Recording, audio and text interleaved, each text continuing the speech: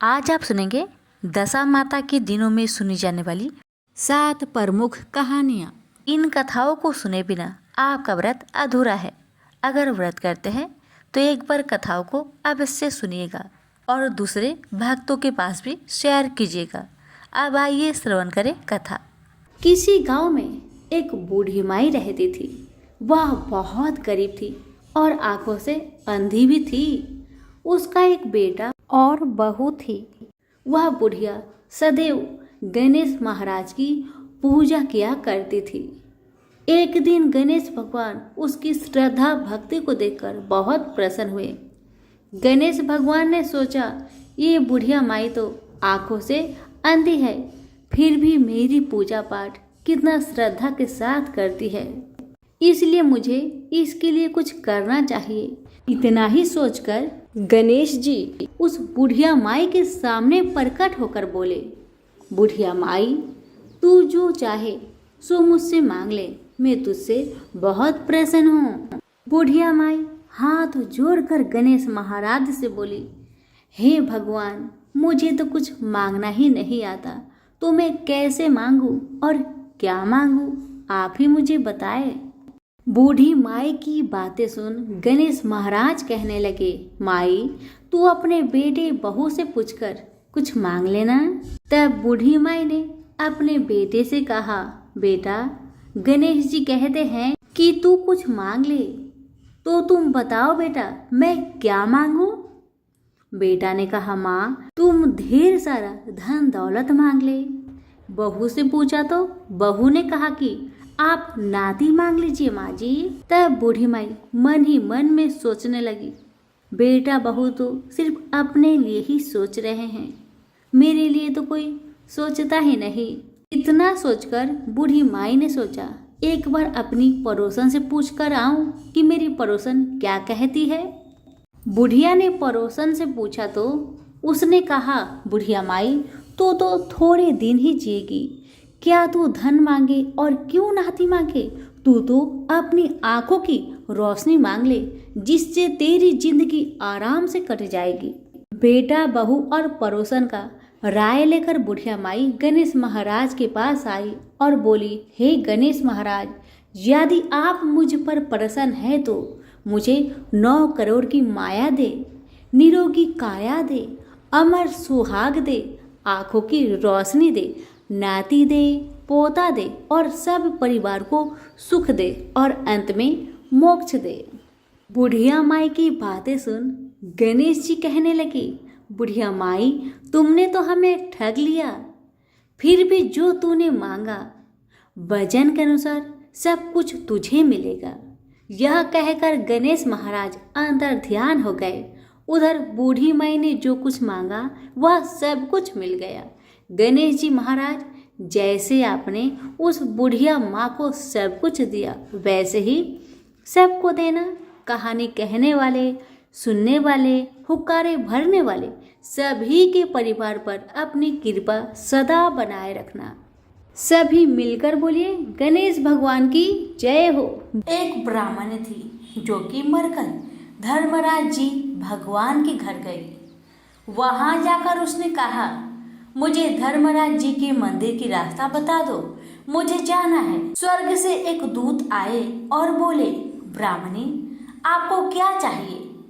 तब ब्राह्मणी बोली, मुझे धर्मराज भगवान के मंदिर की रास्ता बता दो।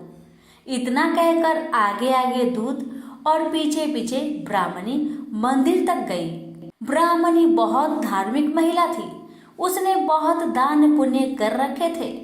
उसे विश्वास था कि उसके लिए धर्मराज जी की मंदिर का रास्ता अवश्य खुल जाएगा।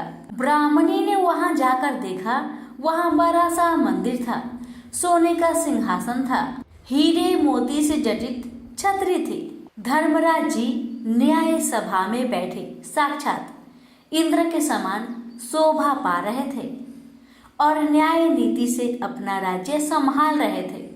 यमराज जी सबको कर्म अनुसार दंड दे रहे थे। ब्राह्मणी ने जाकर उन्हें प्रणाम किया और बोली, भगवान, मुझे बैकुंठ जाना है। धर्मराज जी ने चित्रगुप्त से कहा कि इस ब्राह्मणी का लेखा जोखा मुझे सुनाओ, तब चित्रगुप्त ने लेखा जोखा सुनाया। सुनकर धर्मराज जी ने कहा, तुमने सब धर्म किए हैं पर धर्मराज जी की कहानी नहीं सुनी। बैकुंठ में तुम कैसे जाएगी? ब्राह्मणी बोली, हे भगवान, धर्मराज जी की कहानी का क्या नियम है? कृपा करके आप मुझे बताए। तब धर्मराज जी बोले, कोई 1 साल, कोई 6 महीने, कोई 7 दिन ही सुने, पर धर्मराज जी की कहानी अवश्य सुने, फिर उसका उद्यापन कर दे। उद्यापन में काठी, छतरी, चप्पल, बाल्टी, रस्सी, टोकरी, टॉर्च, साड़ी, ब्लाउज का बेस, लूटी में शक्कर भरकर, 5 बर्तन, 6 मोती, 6 मूंगा, यमराज जी की लोहे की मूर्ति, धर्मराज जी की सोने की मूर्ति, चांदी का चांद, सोने का सूरज, चांदी का साठिया ब्राह्मण को दान करे। प्रतिदिन चावल का साठिया बनाकर कहानी सुने।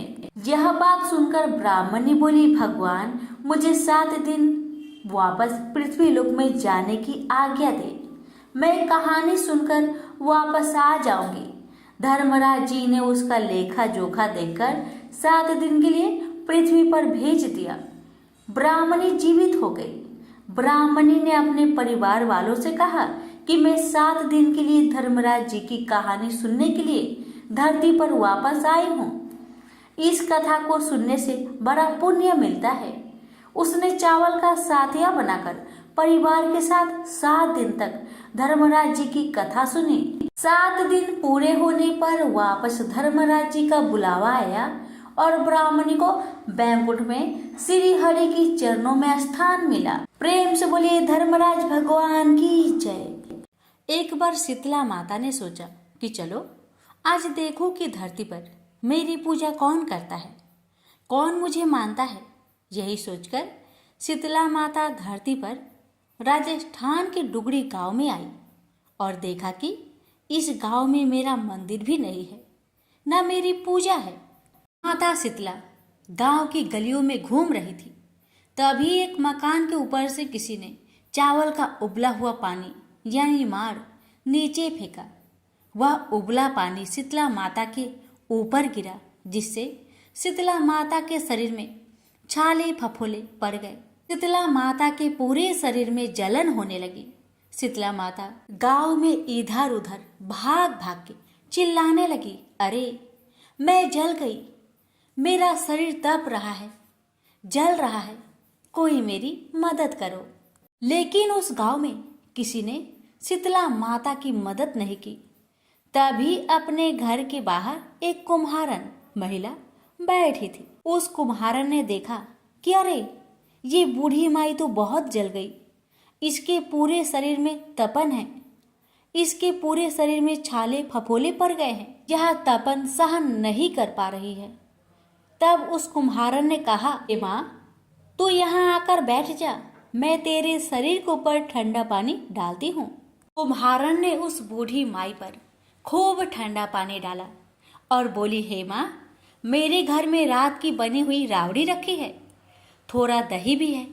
शीतला माता ने ठंडी ज्वार के आटे की रावड़ी और दही खाया, इससे शरीर में ठंडाई मिली। तब उस कुम्हारन ने कहा, आ माँ बैठ जा, तेरे सिर के बाल बिखरे हैं, ला मैं तेरी चोटी गुथ देती हूँ। और कुम्हारन माई की चोटी गुथने हेतु ही बालों में करती रही। अचानक कुम्हारन की नजर उस बूढ़ी माई के सिर के पीछे पड़ी तो कुम्हारन ने देखा कि एक आंख बालों के अंदर छुपी है। यह देखकर वह कुम्हारन डर के मारे घबराकर भागने लगी। तभी उस बूढ़ी माई ने कहा, रुक जा बेटी, तू डर मत, मैं कोई भूत प्रेत नहीं हूँ, मैं शीतला देवी हूँ। मैं तो इस धरती पर देखने आई थी कि मुझे कौन मानता है, कौन मेरी पूजा करता है। इतना कहा माता 4 भुजा वाली हीरे जवाहरत के आभूषण पहने, सिर पर स्वर्ण मुकुट धारण किए अपने असली रूप में प्रकट हो गई। माता के दर्शन कर कुम्हारन सोचने लगी कि अब मैं गरीब इस माता को कहाँ बैठाऊं। तब माता बोली, हे बेटी, तू किस सोच में पड़ गई? तब उस कुम्हारन ने हाथ जोड़कर आंखों में आंसू बहाते हुए कहा, हे माँ, मेरे घर में तो चारों तरफ दरिद्रता है, बिखरी हुई है। मैं आपको कहाँ बैठाऊं? मेरे घर में ना तो चौकी है, ना बैठने का आसन। तब शीतला माता प्रसन्न होकर उस कुम्हारन के घर पर खड़ी हुई। गधे पर बैठकर एक हाथ में झाड़ू, दूसरे हाथ में डलिया लेकर उस कुम्हारन के घर की दरिद्रता को झाड़कर डलिया में भरकर फेंक दिया और उस कुम्हारन से कहा, बेटी, मैं तेरी सच्ची भक्ति से प्रसन्न हूँ। अब तुझे जो भी चाहिए मुझसे वरदान मांग ले। तब कुम्हारन ने हाथ जोड़कर कहा, हे माता, मेरी इच्छा है अब आप इसी डुगड़ी गांव में स्थापित होकर यहीं रहो और जिस प्रकार आपने मेरे घर की दरिद्रता को अपनी झाड़ू से साफ कर दूर किया, ऐसे ही आपको जो भी होली की बात की, सप्तमी को भक्ति भाव से पूजा कर आपकी ठंडा जल, दही व बासी ठंडा भोजन चढ़ाए, उसके घर की दरिद्रता को साफ करना और आपकी पूजा करने वाली नारी जाति का अखंड सुहाग रखना, उसकी गोद हमेशा भरी रखना। साथ ही जो पुरुष शीतला सप्तमी को नाई के यहाँ बाल ना कटवाए, धोबी को कपड़े धुलने ना दे और पुरुष भी आप पर ठंडा जल चढ़ाकर, नारियल फूल चढ़ाकर परिवार सहित ठंडा बासी भोजन करे, उसके काम धंधे व्यापार में कभी दरिद्रता न आए। तब माता बोली, तथास्तु। हे बेटी, जो जो तुमने वरदान मांगे मैं सब तुझको देती हूँ। हे बेटी, तुझे आशीर्वाद देती हूँ कि मेरी पूजा का मुख्य अधिकार इस धरती पर सिर्फ कुम्हार जाति का ही होगा। तभी उसी दिन से डुगड़ी गांव में शीतला माता स्थापित हो गई और उस गांव का नाम हो गया सील की डुगड़ी। सील की डुगड़ी भारत का एकमात्र मुख्य मंदिर है। शीतला सप्तमी पर वहाँ बहुत विशाल मेला लगता है। इस कथा को पढ़ने से या श्रवण करने से दरिद्रता का नाश होने के साथ सभी मनोकामनाएं पूरी होती है। जय माँ शीतला सबका कल्याण करे। एक नगर में एक गरीब ब्राह्मण अपनी पत्नी के साथ रहता था। वह भिक्षा मांग मांग कर अपना जीवन गुजारता और भगवान की पूजा में लगा रहता था। वह उतने ही भिक्षा मांगता जिससे उसके और उसके परिवार का पेट भर सके। उस नगर का राजा बहुत धनवान था और ब्राह्मणों का आदर करने वाला था। राजा किसी भी ब्राह्मण को अपने महल से खाली हाथ नहीं जाने देते थे।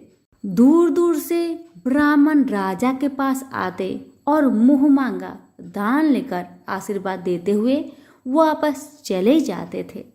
एक दिन ब्राह्मण की पत्नी ने ब्राह्मण से कहा कि दूर दूर के ब्राह्मण राजा से मनचाहा दान लेकर चले आते हैं और तुम भी यहाँ रहकर राजा के पास नहीं जाते।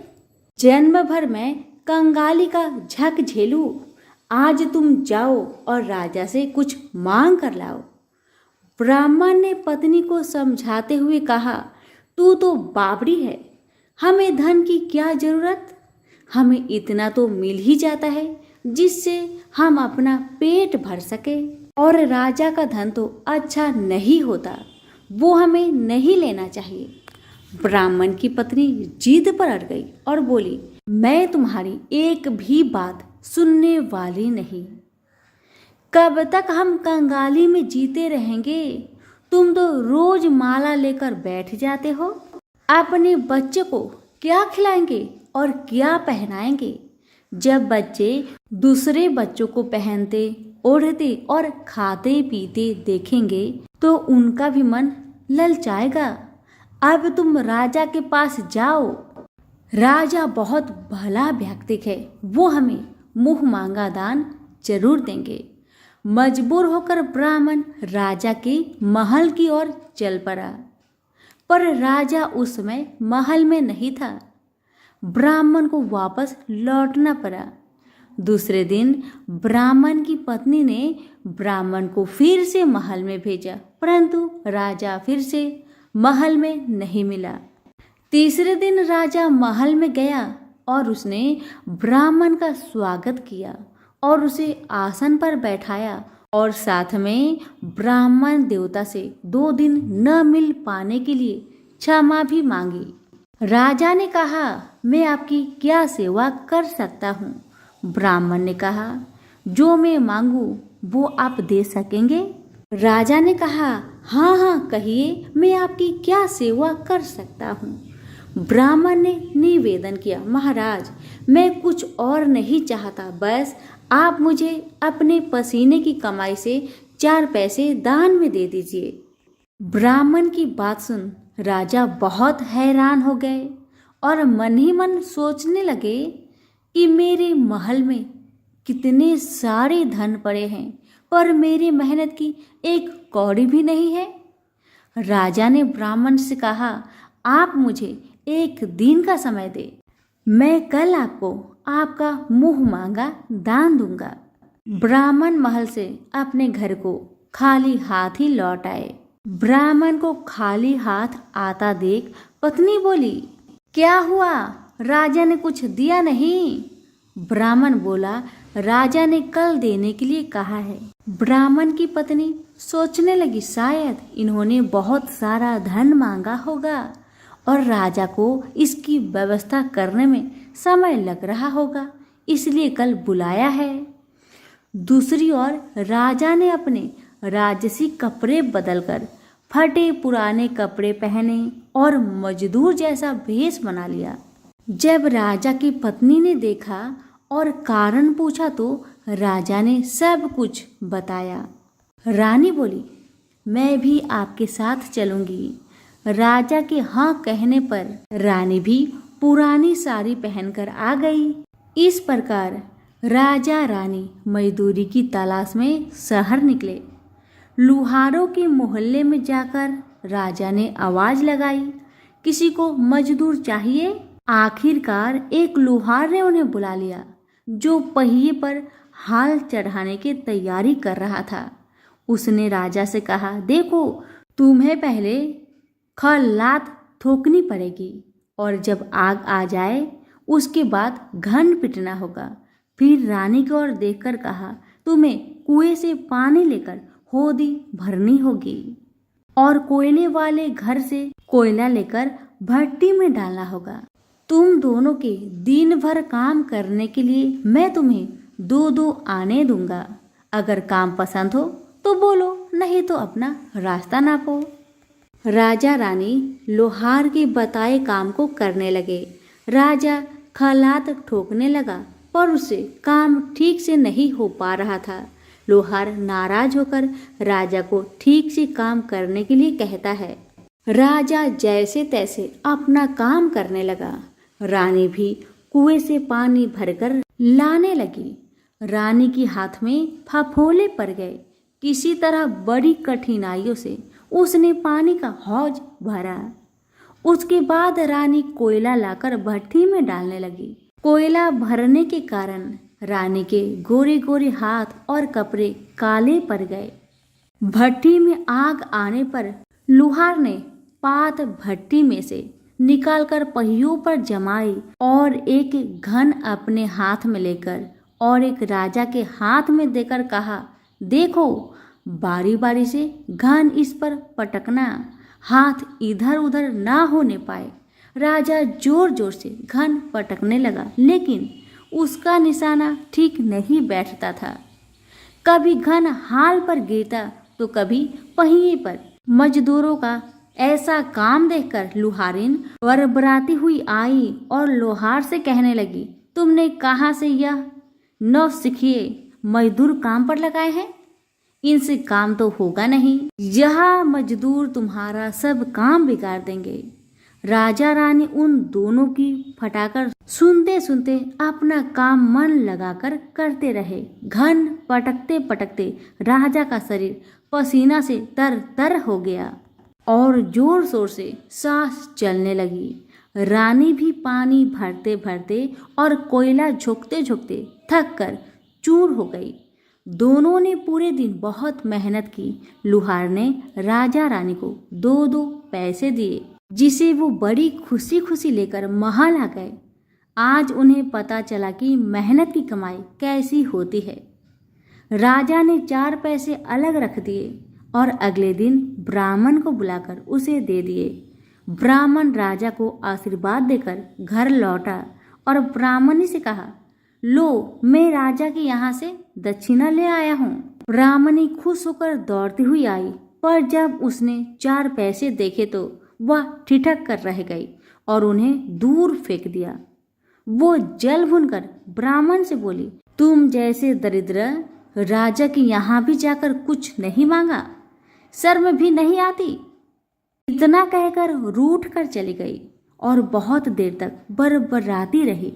ब्राह्मण ने उन 4 पैसों को उठाकर तुलसी के पास रख दिए और सोचा, जब ब्राह्मणी शांत हो जाएगी तो जरूरत पड़ने पर ये सिक्के को उठा लेगी। परंतु कई दिनों तक पैसे वहीं रखे रहे और फूल बेलपत्र ऊपर से गिर गिर कर मिट्टी में दब गए। ब्राह्मण और ब्राह्मणी दोनों ही उन सिक्कों के बारे में भूल गए। कुछ दिनों के बाद तुलसी जी के घर में 4 पौधे उगे। चारों पौधे बहुत सुंदर थे। यह देख ब्राह्मणी रोज उसमें पानी डाल देती। 4 महीने बाद वो पौधे बड़े हो गए और उनमें फूल लगने लगे। फूल सूखने पर इनसे मोती झरने लगी। ब्राह्मण और ब्राह्मणी ने कभी मोती नहीं देखे थे। वो समझे कि कोई बीज है। हर रोज कई कई फूल झरते और मोती पूरे तुलसी पर बिखर जाते। ब्राह्मणी उन मोतियों को समेट कर घर के एक कोने में डाल देती। इस तरह वहां मोतियों का ढेर लग गया था। एक दिन एक सब्जी वाली आई। ब्राह्मणी को सब्जी लेनी थी, पर उसके पास पैसे नहीं थे। उसने सब्जी वाली से कहा, क्या तुम इन चमकदार बीजों के बदले सब्जी दे सकती हो? सब्जी वाली ने देखा तो वो पहचान गई, अरे ये तो मोती है। उसने खुशी खुशी ब्राह्मणी को उन मोतियों के बदले उनकी मनपसंद सब्जी दे दी। अब से हर रोज ऐसा होने लगा। ब्राह्मणी और सब्जी वाली दोनों खुश थे। सब्जी वाली यह सोचकर खुश थी कि मुझे 1 पैसे की तरकारी के बदले हजारों का माल मिलता है, और ब्राह्मणी ये सोचकर खुश थी कि इस बीजों के बदले सब्जी मिल जाती है। इस प्रकार कई महीने बीत गए। उधर राजा के महल में कई राजहंस थे जो मोती चुगते थे। राजा का यह नियम था, जब राजहंस मोती चुग लेते थे उसके बाद ही राजा और उसका परिवार भोजन करता था। एक समय बाद राजा का सारा धन उन मोतियों और दान देने में खर्च हो गया। अब राजा को मोती खरीदने के पैसे तक नहीं बचे।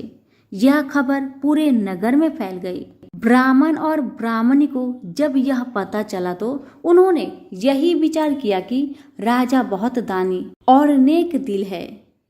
उसने अपना सब कुछ दान कर दिया, यहाँ तक कि शायद उनके पास खाने को भी कुछ नहीं है।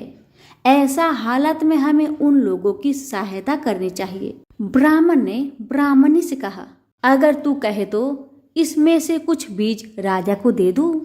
तू कहती है इससे सब्जी और खाने की चीज मिल जाते हैं।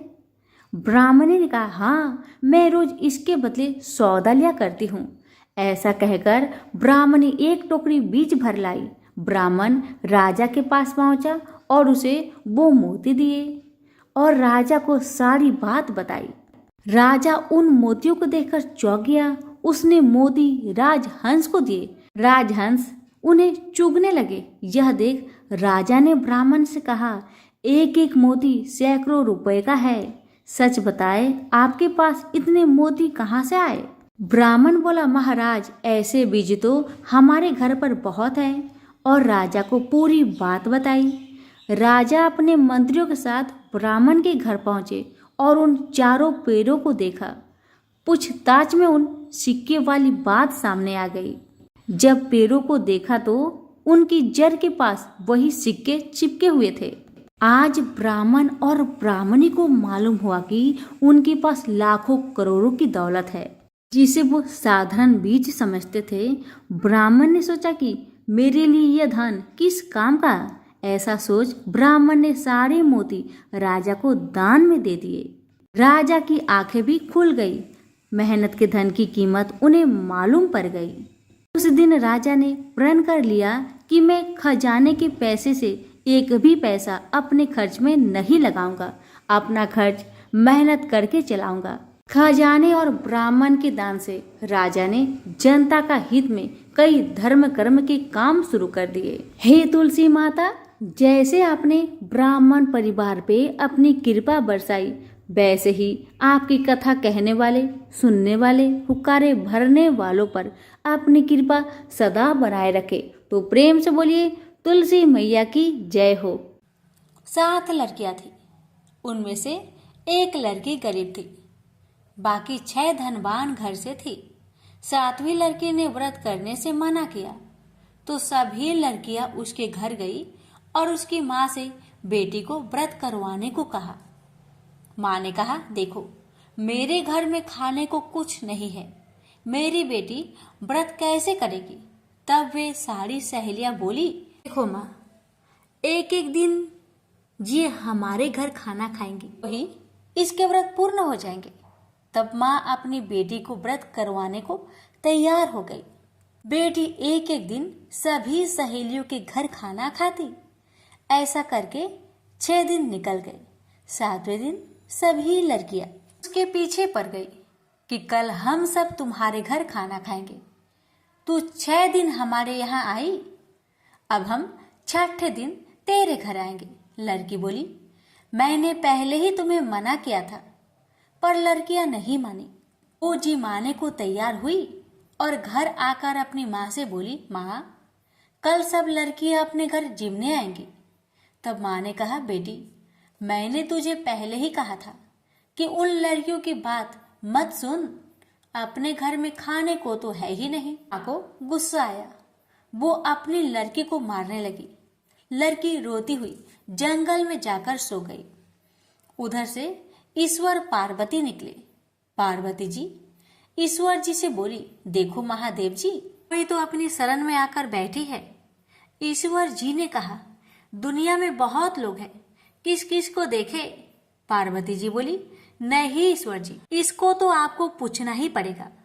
इसको नहीं पूछेंगे तो दुनिया में अपने को कौन पूछेगा। ईश्वर पार्वती जी उस लड़के के पास आए। पार्वती जी ने पूछा, ब्राह्मण की बेटी सो रही है या जाग रही है, किस चिंता में पड़ी है। लड़की बोली, मेरे घर में खाने को नहीं है, मैंने गौर के व्रत किए हैं। 6 दिन 6 लड़कियां के घर गई। अब 6 लड़कियां मेरे घर जिमने आएंगी, मैं उनको क्या जिमाऊंगी, इस चिंता में मैं यहाँ पड़ी हूँ। ईश्वर पार्वती जी को उस पर दया आई। उन्होंने कहा, जा यहाँ के कंकर पत्थर कैर संगड़िया इकट्ठा कर ले, घर के चारों कोनों में थोड़े थोड़े डाल देना और थोड़े पालने में डाल देना।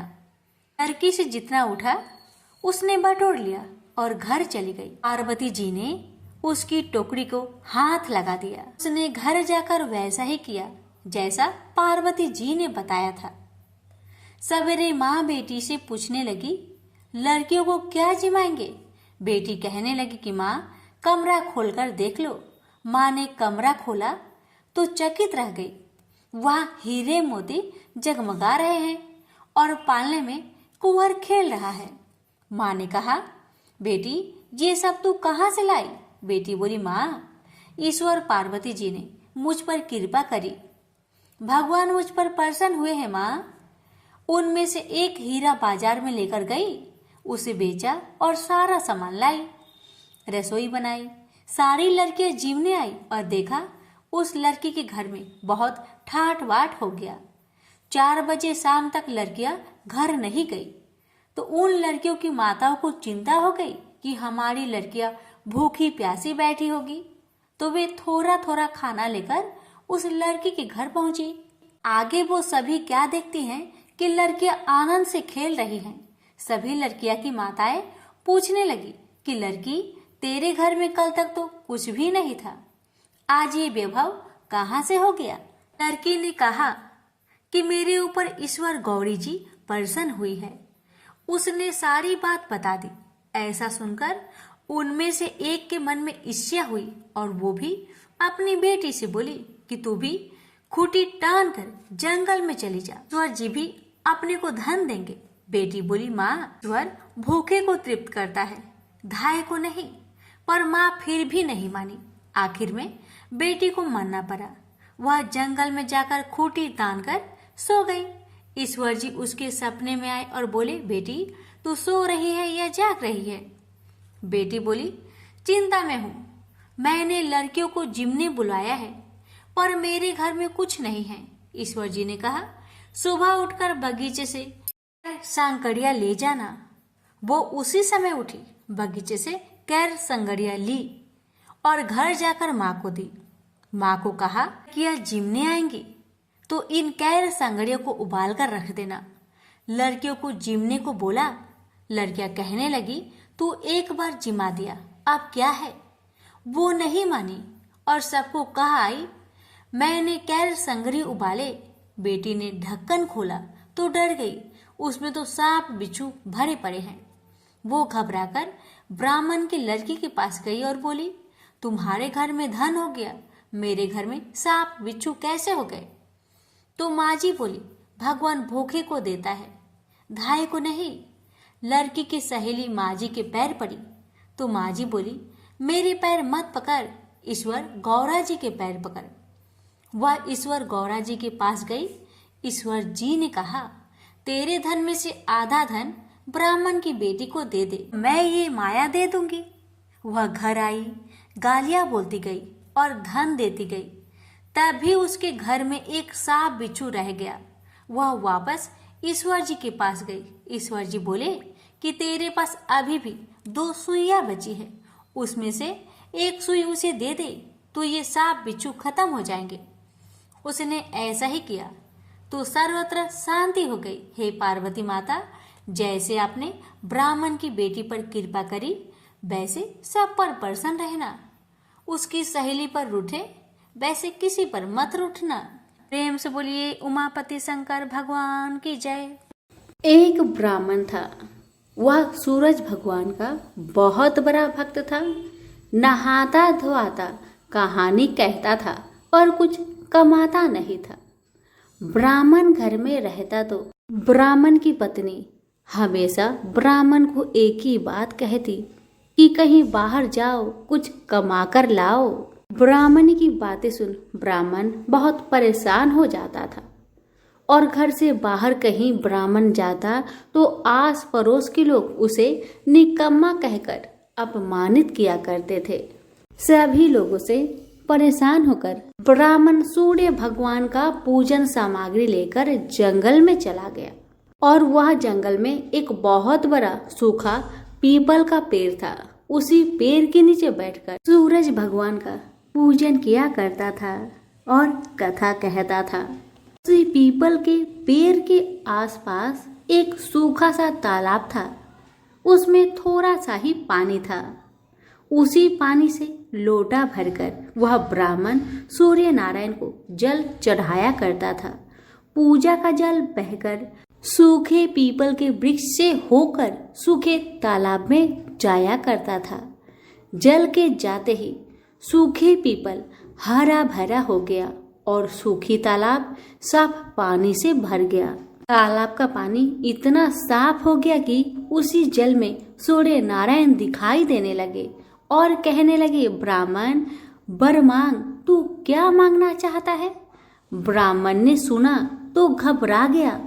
सोचने लगा कि पीपल में कोई भूत प्रेत तो नहीं रहता।